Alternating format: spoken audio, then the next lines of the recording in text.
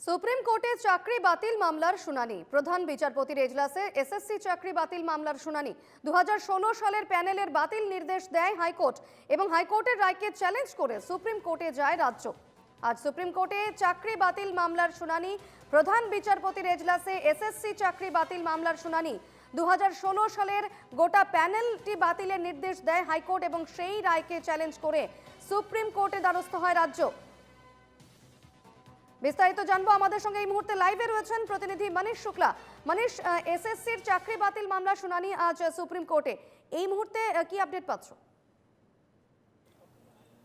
देखिए, बिल्कुल इस पूरे मामले पर सुप्रीम कोर्ट में इस समय सुनवाई चल रही है और बेहद ही गंभीर मसला है और जिस तरह सुप्रीम कोर्ट ने आज इस पूरे मामले की सुनवाई के लिए 2 बजे का समय तय किया था और ठीक लंच ब्रेक के बाद 2 बजे जो है इस पूरे मामले की सुनवाई जो है चीफ जस्टिस ऑफ इंडिया जो हैं उनके कोर्ट में शुरू हो चुकी है। कोर्ट नंबर 1 में अभी ये मैटर सुना जा रहा है और जो पिटिशनर हैं उनकी जो बातें हैं उनको अभी सुना जा रहा है। और इस पूरे मामले पर बता दें कि पिछली सुनवाइयों के दौरान सुप्रीम कोर्ट ने जो अपनी टिप्पणियां की थी और ये पाया था कि इस पूरे मामले में भ्रष्टाचार हुआ है और कहीं ना कहीं पश्चिम बंगाल जो सरकार है उस पर भी सवाल उठे थे और केंद्र सरकार को भी इस मामले में एक तरह का किस तरह परीक्षा नियामक है उसको लेकर बात कही गई थी। अब देखना होगा कि इस पूरे मामले पर जो आज अब सुनवाई हो रही है उस पूरे मामले पर सुप्रीम कोर्ट की क्या टिप्पणी रहती है और सुप्रीम कोर्ट इस मामले में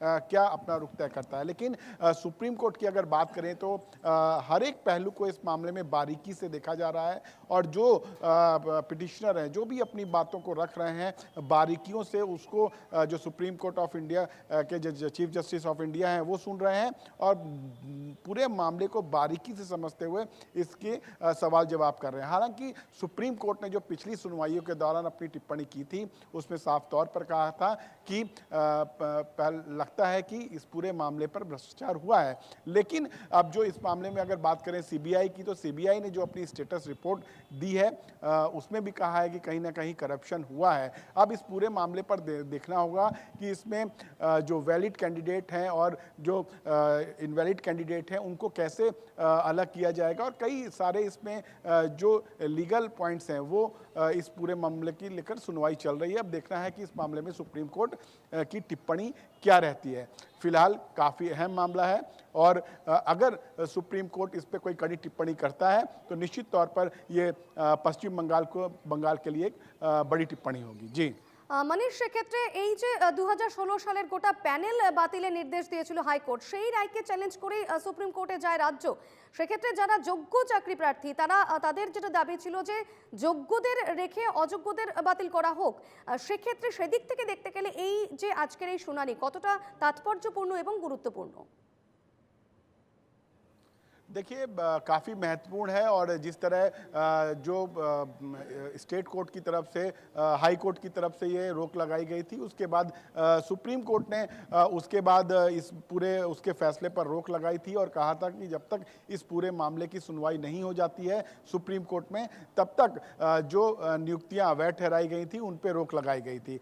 लेकिन इस पूरे मामले पर अब तक जो स्टेट गवर्नमेंट से रिपोर्ट मांगी गई है उन्होंने कहा है कि इस पूरे मामले पर जो है सरकार की तरफ से कोई भी लापरवाही नहीं हुई है और कहीं ना कहीं जो एजेंसी है जो एग्जामिनेशन के कराने की जो एजेंसी है उसको उन्होंने भी कहा था कि इस पूरे मामले पर कहीं ना कहीं जरूर गलतियां हुई हैं जब ये बात सामने आई थी।